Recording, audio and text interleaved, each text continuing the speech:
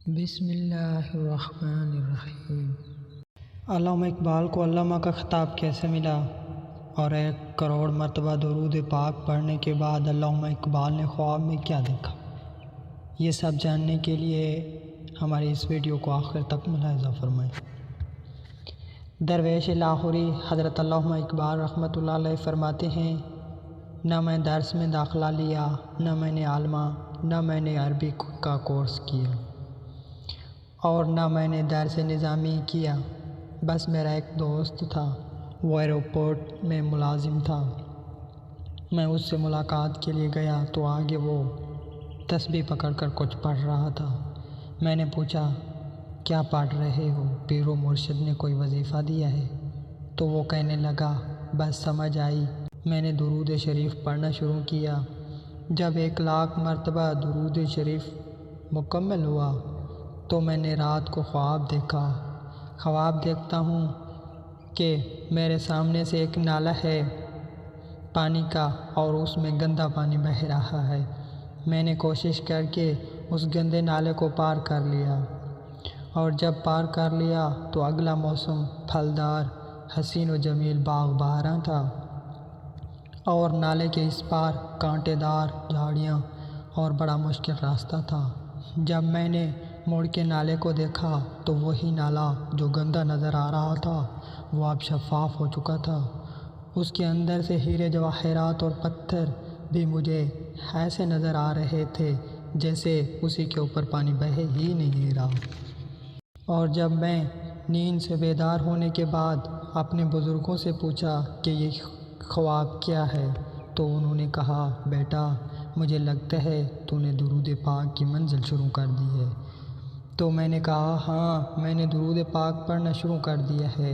آپ کی تعبیر خواب یہ ہے کہ بیٹا جب آپ نالے کے اس پار تھے وہ آپ کی دنیا تھی جس میں جھاڑیاں، کانٹے اور بڑے مشکل راستے تھے، اور جب تو نے نالے کو دیکھا تو وہ تیرے اپنے گندے اعمال تھے، اور جب تو نے گندے اعمال کا راستہ چھوڑ کر وہ نالا عبور کر لیا تو اب تو جنت میں تھا اور وہ ساری برکت تیری درود کی تھی، اور تو نے جو مڑ کے نالا دیکھا پہلے والا گندا اور اس میں ہیرے جواہرات بھی شفاف نظر آ رہے تھے، اور جو تیرے گندے گناہ تھے وہ سارے پاک نیکیاں بن کے بہنا شروع ہو گئے۔ علامہ اقبال فرماتے ہیں، جب میں نے یہ واقعہ سنا تو میں نے بھی ٹھان لی کہ اے اقبال اب تیرے اندر درود کا اقبال ہونا چاہیے۔ میں نے درود پاک پڑھنا شروع کیا۔ جو ہی میرا درود پاک پڑھنا 1 کروڑ مرتبہ پورا ہوا، میرے سامنے لجپال آقا حضرت محمد صلی اللہ علیہ وسلم تشریف فرما ہو گئے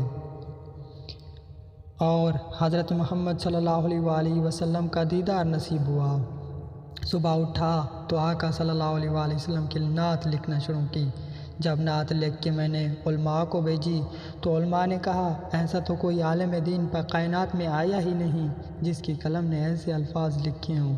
اے علامہ اقبال، یہ تو نے کس مدرسے سے سیکھا ہے؟ علامہ اقبال فرماتے ہیں، میں زمین پہ کوئی مدرسہ نہیں، زمین پہ بیٹھ کے عرش والے پہ درود پڑھتا تھا۔